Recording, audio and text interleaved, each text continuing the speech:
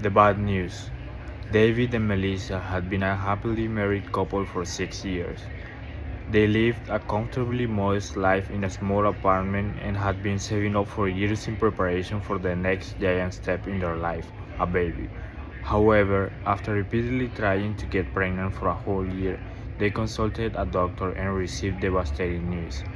Melissa will be unable to conceive a child for the rest of her life.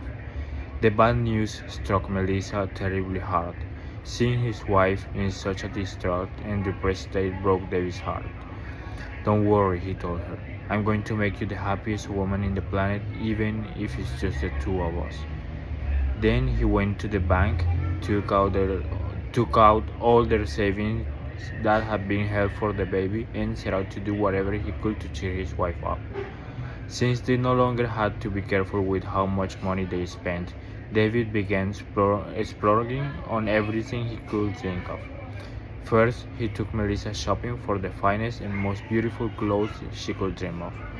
Then they took an exotic vacation to the Florida Keys, where they spent a month exploring every island and spending thousands of dollars on the most beautiful hotels and most delicious foods they could find.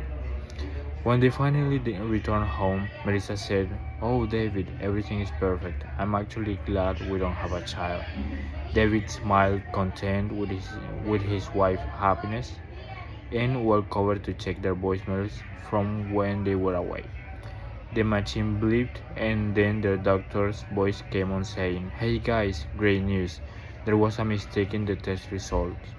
You're actually 6 weeks pregnant, it's triplets."